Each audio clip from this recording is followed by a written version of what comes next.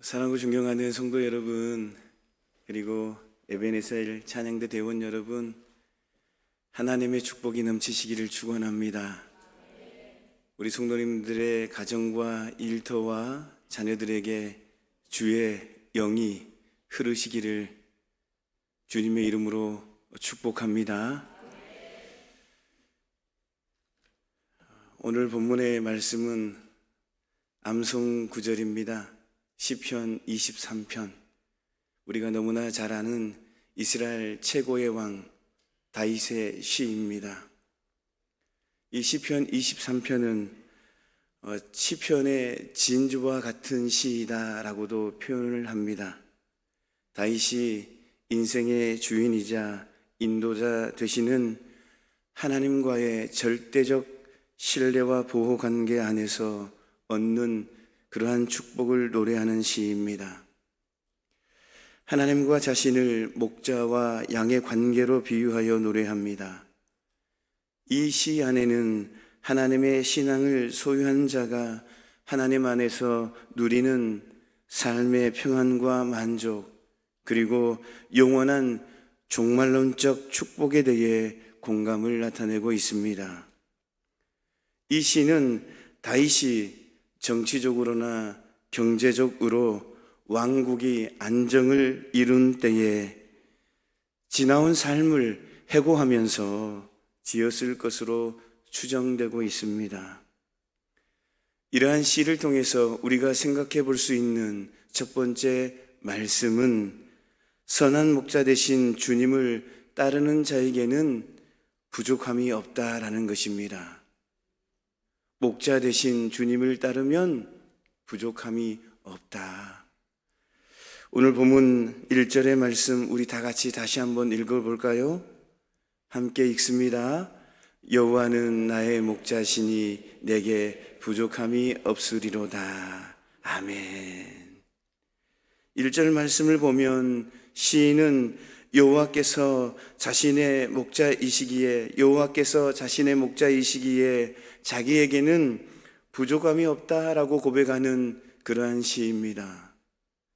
주님이 나의 목자이시기 때문에 나는 부족함이 없습니다라는 고백 말입니다.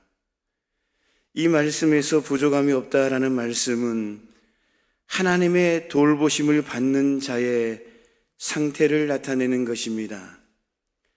하나님이 돌보시는 자에게는 부족함이 없다라는 것입니다. 다시 말씀드리면 선한 목자 되신 주님이 우리를 돌보시면 우리는 부족함이 없다, 부족함이 없게 된다, 그러한 신앙의 고백입니다. 성도 여러분, 출애굽한 이스라엘 백성들을 한번 생각해 보십시다. 그들은 하나님의 돌보심으로 말미암아 광야에서 부족함이 없었습니다. 무려 40년간이나 먹을 것, 마실 것, 입을 것, 신을 것이 없는 광야에서 생활하였지만 주님이 돌보실 때에 부족함을 느끼지 못하였다라는 것입니다. 또 열왕기상 17장에 보면 사르밧 과부를 보시기 바랍니다. 그 여인에게는 겨우 한 번 먹을 양의 기름과 밀가루만 있었지만 하나님이 돌보셨을 때에, 주님이 돌보셨을 때에 통에 가루와 병의 기름이 끊이지 않았음을 우리는 잘 알고 있습니다.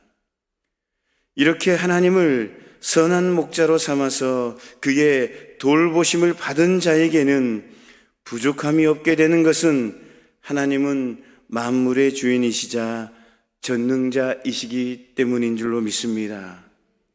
그러기에 하나님은 당신을 목자로 삼아서 따르며 의지하는 자들을 아무것도 없는 상황에서라도 부족함이 없게 인도하신다라는 것입니다. 그러므로 시인은 시편 34편 10절에 고백합니다. 우리 한번 읽어볼까요? 함께 읽어봅시다.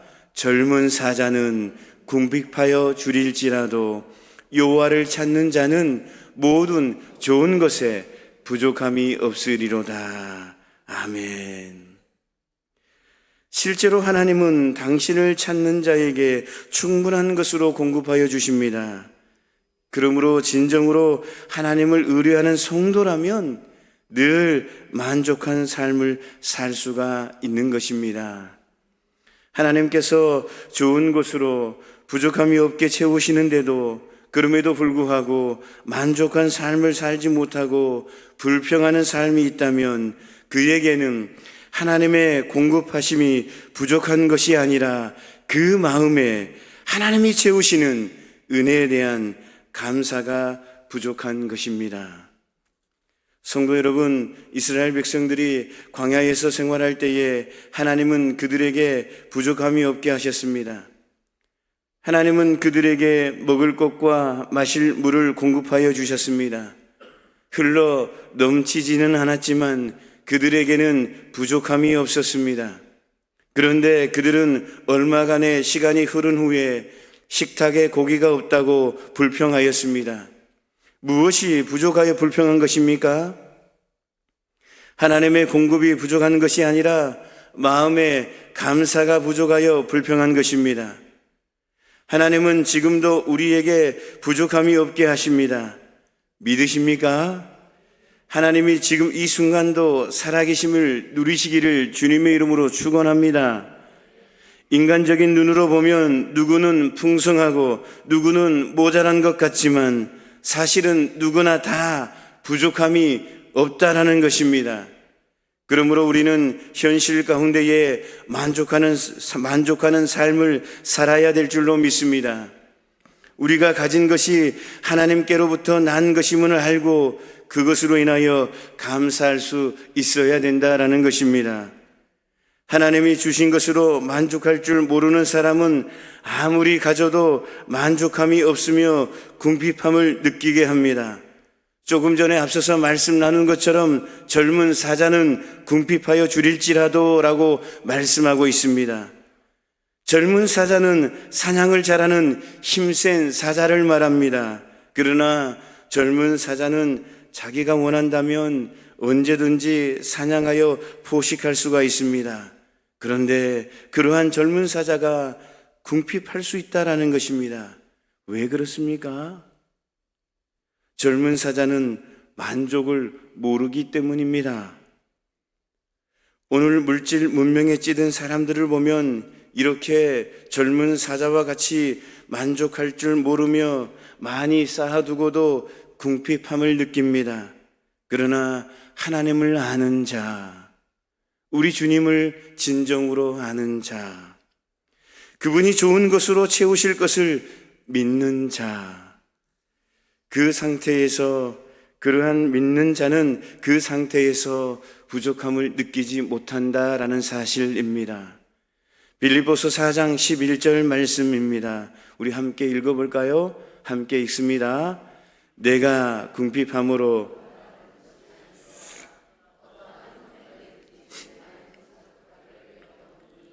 아멘.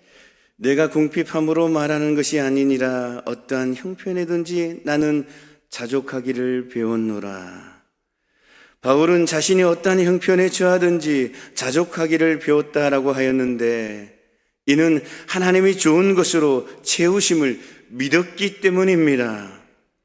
사랑하는 성도 여러분, 오늘 저와 여러분도 바울의 자족함이 있어야 될 줄로 믿습니다. 양들은 목자가 공급하시는 것으로 만족해야 됩니다. 저와 여러분 한 분 한 분도 그러한 만족을 누리시기를 주님의 이름으로 축원합니다. 오늘 우리에게 주신 두 번째 말씀은 선한 목자 되신 주님을 따르면 평안을 누리게 된다라는 것입니다. 여러분 한번 따라해 봅시다. 선한 목자 되신 주님을 따르면, 다시 한번 선한 목자 되신 주님을 따르면 평안을 누리게 된다. 아멘입니까? 누리시기를 축원합니다. 본문 2절의 말씀입니다. 우리 다시 한번 읽어보겠습니다. 그가 나를 푸른 풀밭에 누이시며 쉴만한 물가로 인도하시는도다. 아멘. 시인은 2절에서 선한 목자로 하나님의 행동을 한 폭의 그림처럼 표현합니다. 그가 나를 푸른 풀밭에 누이시며 쉴만한 물가로 인도하시는도다. 이 구절을 읽으면서 무엇을 느끼십니까? 평안함, 안식, 만족, 이러한 것이 느껴지십니까? 이 구절을 읽는 사람이라면 누구나 그러한 느낌을 받게 됩니다. 푸른 풀밭이 펼쳐져 있고요. 그 사이로 잔잔한 시내가 흐르며 그 시냇가에 포만감에 젖은 양떼들이 한가롭게 누워있는 모습이 정말 평화롭지 않습니까? 선한 목자 되신 주님은 자기의 양떼들에게 이러한 평안과 안식과 만족을 주시기 위하여 애쓰시는 분이십니다. 팔레스타인 땅은 1년 중 반 이상이 황무지로 변한다라고 합니다. 이 사실을 감안한다면 양들에게 좋은 풀을 먹이기 위한 목자의 노력이 얼마나 대단한 것인지 짐작할 수가 있습니다.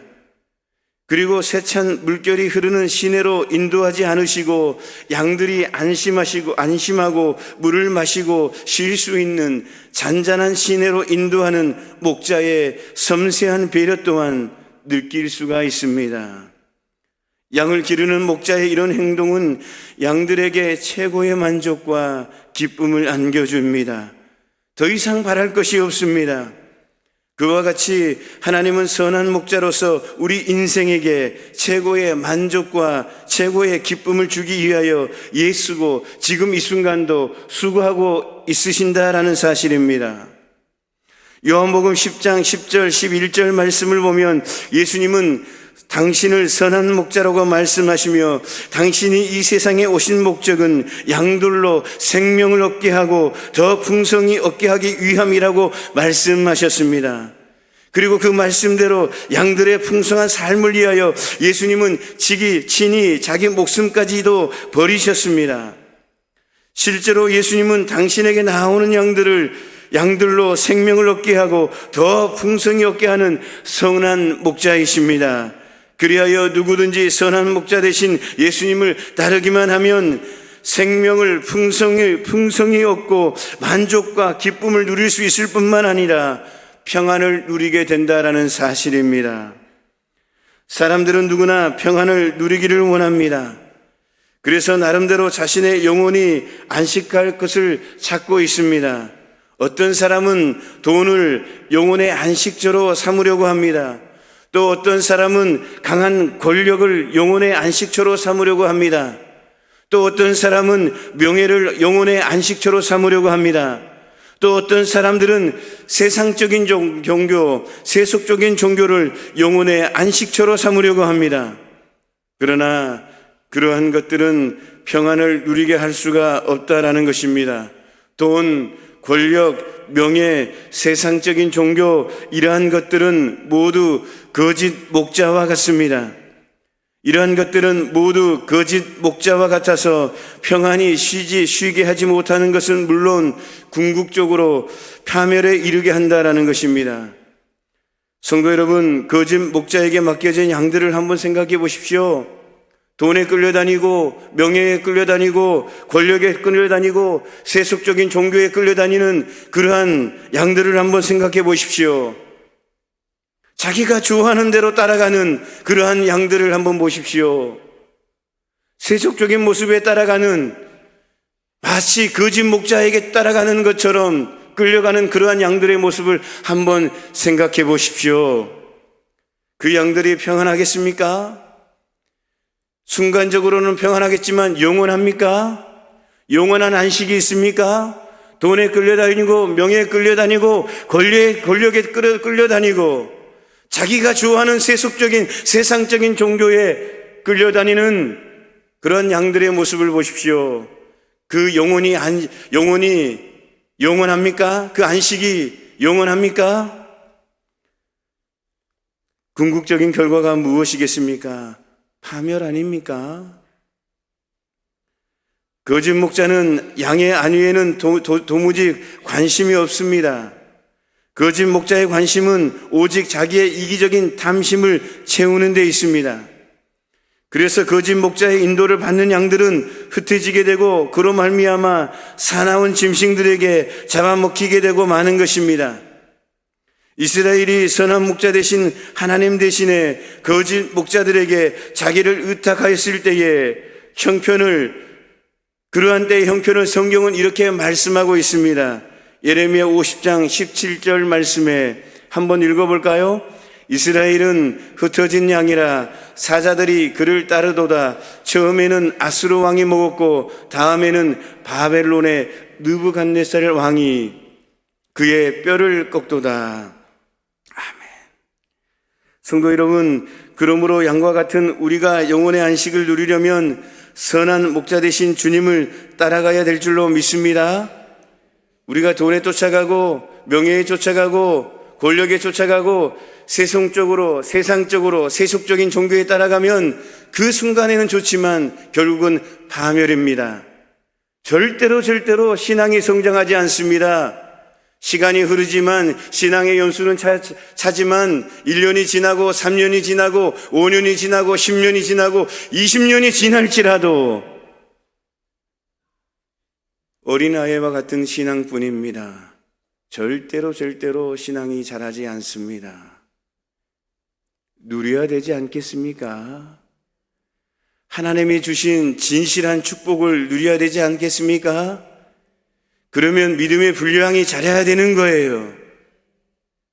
믿음이 성장해야 되는 것입니다. 믿음이 성장하면 하나님께서 부어주신 그 축복은 더 많이 채워준다라는 사실입니다. 누리시기를 축원합니다. 오직 선한 목자 되신 주님을 의지하며 그분의 음성을 쫓아 행함으로 말미암아 평안을 누리고 풍성한 생명을 얻으시기를 주님의 이름으로 축원합니다. 세 번째 말씀은 주님이 양무리를 의의 길로 인도하신다라는 것입니다. 우리 따라해 봅시다. 주님이 나를 의의 길로 인도하신다. 의의 길로 인도하신다. 누리시기를 축원합니다. 오늘 본문 3절의 말씀입니다. 함께 읽습니다. 내 영혼을 소생시키시고 자기의 이름을 위하여 의의 길로 인도하시는 도다. 아멘. 이 말씀을 보면 주님은 시인을 의의 길로 인도하신다라고 말씀하십니다. 양무리는 한 곳에 머물러 있어서는 안 됩니다. 한 곳에 오래 머물게 되면 푸른 풀밭은 황폐하여지고 그로 인하여 양들이 병에 걸릴 수가 있기 때문입니다. 그러므로 목자는 양무리를 이끌고 자주 옮겨 다녀야 합니다. 그와 같이 선한 목자 되신 주님도 당신의 양무리인 우리 성도들을 늘 같은 장소에 놔두지 않습니다. 주님은 우리 성도들로 보다 신선한 영적 양식을 얻고 또 건강한 신앙을 유지하도록 우리를 늘 새로운 신앙의 환경으로 인도하신다라는 것입니다. 시인은 그렇게 주님이 성도들을 이끄는 길을 의의 길이라고 표현하고 있습니다. 왜냐하면 주님이 성도들을 이끄시는 길은 곧 성도들의 유익을 위한 길이기 때문입니다. 그런데 우리가 여기서 알아야 할 중요한 사실이 있습니다. 그것은 의의 길이 반드시 똑바로 넓어서 평탄하게만 한 길은 아니다라는 것입니다. 의의 길이 반드시 늘 평탄하고 넓고 똑바르고 좋은 길이 아니다라는 것입니다. 의의 길은 인간적인 기준에서 안전한 길이 아닙니다. 이 길은 목자 되신 주님이 보시기에 안전한 길이다라는 것입니다. 인간적인 눈으로 봤을 때에 안전한 길이 아니라 주님의 눈으로, 영적인 눈으로 보았을 때에 그 길이 의의 길이고 안전한 길이다라는 것입니다. 이스라엘 땅은 대부분이 산악지대입니다. 그리하여 낮은 계곡으로 이동할 경우에 갑자기 많은 비가 쏟아지면 양무리들이 순식간에 형성된 경루에 휩쓸릴 수도 있습니다. 때문에 목자는 이런 길을 절대적으로 피해야 합니다. 또 맹수나 도둑이 나타나기 쉬운 지역도 피해야 합니다. 그러다 보니 목자는 때로는 길을 우회하여 먼 길을 가기도 하고요, 때로는 험한 지역으로 가기도 해야 합니다. 때문에 그처럼 목자가 인도하는 길은 양 무리에게 고생이 되기도 한다라는 것입니다. 하지만 어떻습니까? 비록 고생이 되기는 하지만 그 길이 안전한 길이다라는 것입니다. 그 길이 바로 생명을 보존하는 길이다라는 것입니다. 그와 같이 주님이 우리를 인도하는 의의 길은 평탄하지만은 않다라는 것입니다. 주님이 인도하는 길은 성도들에게 때로는 많은 시련을 주기도 합니다. 그래서 왜 주님은 우리를 이렇게 힘든 길로 인도하시는지 모르겠다는 의구심이 들 때도 있습니다. 신앙생활을 하는 것이 정말 힘들게 느껴질 때도 많습니다. 그러나 성도 여러분, 주님이 저와 여러분을 고생시키려고 일부러 그러한 길로 인도하시는 것이 아니다라는 것입니다. 그 길이 우리를 위한 최선의 길이기에 그 길로 인도하시는 것입니다. 그 길이 아니면 우리가 생명에 이를 수 없기 때문에 그 길로 인도하시는 것입니다. 주님은 마태복음 7장 13절 14절 말씀에 이렇게 말씀하고 있습니다. 우리 다시 한번 읽어보겠습니다. 좁은 문으로 들어가라. 멸망으로 인도하는 문은 크고 그 길이 넓어 그리로 들어가는 자가 많고, 생명으로 인도하는 문은 좁고 길이 협착하여 찾는 자가 적음이라. 이 말씀 역시도 반드시 크고 넓은 길이 안전한 길이 아니라는 것을 분명히 가르침을 주고 있습니다. 그러므로 고생은 되더라도 안전한 길을 택해야 되는 것입니다. 주님이 어떠한 길로 인도하시든지 그 길이 의의 길인 줄을 알고 주님의 인도에 순종할 줄 알아야 될 줄로 믿습니다. 우리는 신앙생활하면서 늘 평탄한 길만 기대할 것이 아니라 언제든 시련의 길도 만날 수 있음을 알고 마음의 각오를 단단히 하며 오직 선한 목자 되시는 하나님의 음성을 쫓아, 주님의 음성을 쫓아 그 뒤를 따라야 될 줄로 믿습니다. 그래야 할 때에 푸른 초장이 펼쳐져 있고 항상 맑은 생명수 시냇물이 흐르는 주님의 동산에 이르러 영원한 안식을 누리게 될 줄로 믿습니다. 그러므로 말미암아 우리가 신앙의 연수가 차면 찰수록 더 견고해지고 더 믿음의 분량이 자라서 어떠한 부어주심도 다 누릴 수가 있다는 것입니다. 우리의 믿음이 자라면 자랄수록 하나님께서는 더 큰 축복을 주시는 것입니다. 더 큰 축복을 부어주셔서 더 큰 그릇으로 사용하신다라는 것입니다. 사랑하고 존경하는 성도 여러분, 누리시기를 축원합니다. 누렸으면 좋겠습니다. 누렸으면 좋겠습니다.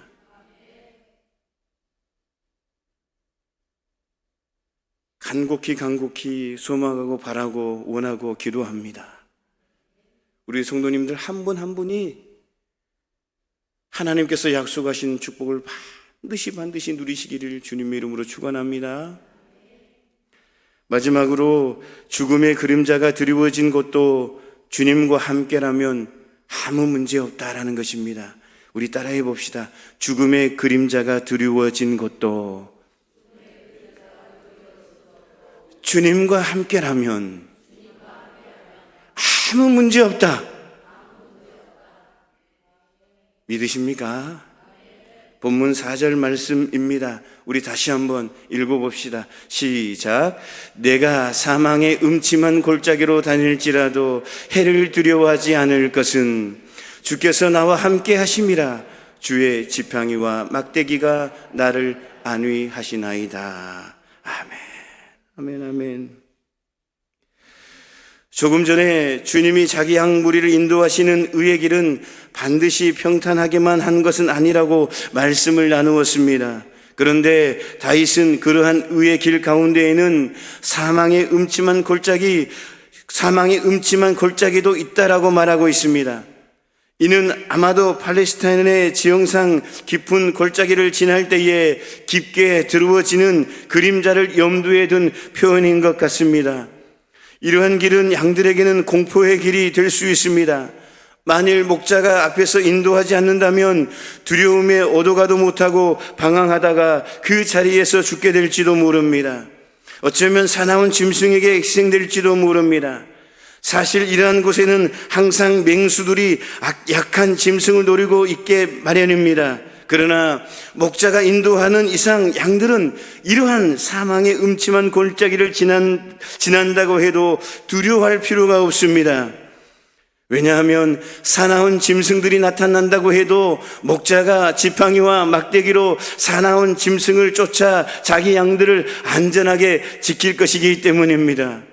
성도 여러분, 목자가 양무리를 인도하는 길에 어둠이 짙게 드리워져 두려움을 느끼게 하는 골짜기가 있는 것처럼 주님이 우리 성도들을 인도하시는 길에도 사망의 어두운 그림자가 드리워진 골짜기가 있을 수 있다는 것입니다.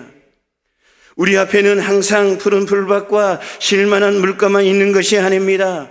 살아갈 소망도 가질 수 없는 것처럼 느껴지는 죽음의 그림자가 드리워진 곳을 지나야 할 때도 있습니다.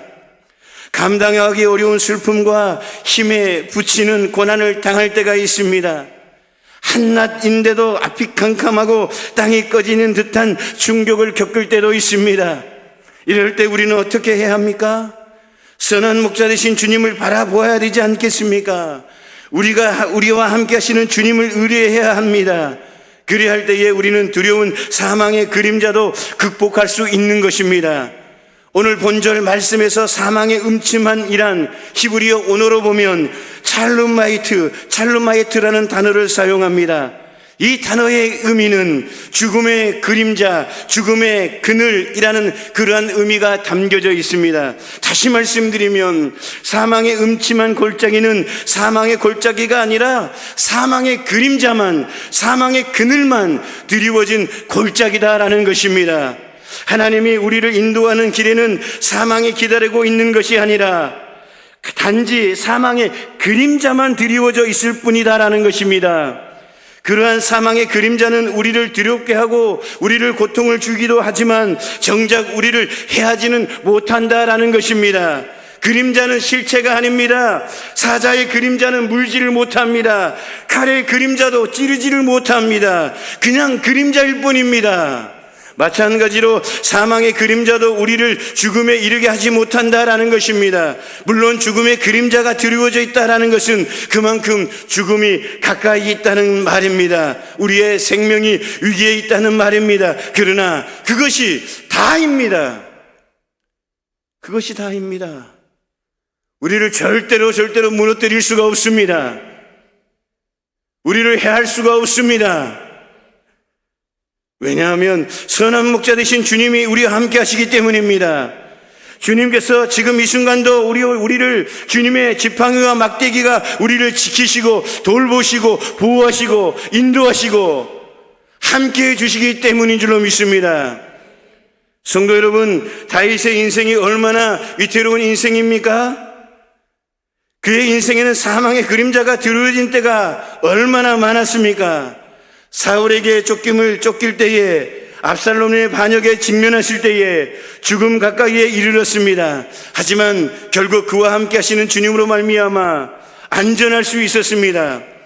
그와 같이 주님의 인도를 받는 모든 성도들은 비록 사망의 음침한 골짜기를 걷기는 하지만 안전하게 보존되어 영원한 생명의 나라에 이르게 된다라는 것입니다. 그러므로 사도 바울은 이렇게 고백합니다. 로마서 8장 35절, 36절, 37절, 38절, 39절의 말씀에 이렇게 기록되어 있습니다. 우리 한번 다 같이 큰 소리로 한번 읽어보십시다.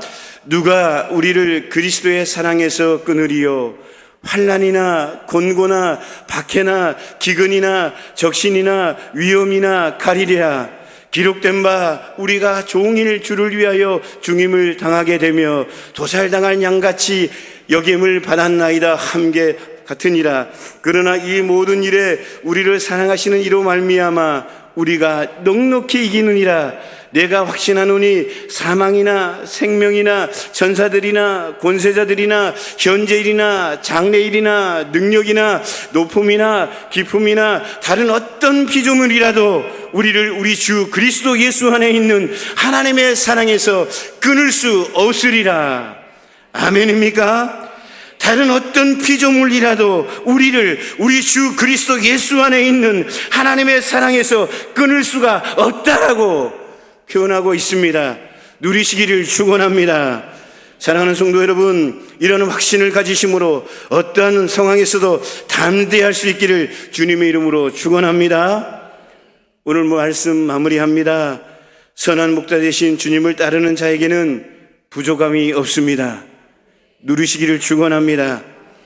선한 목자 되신 주님을 따르면 평안함을 누릴 수가 있습니다. 누리시기를 축원합니다.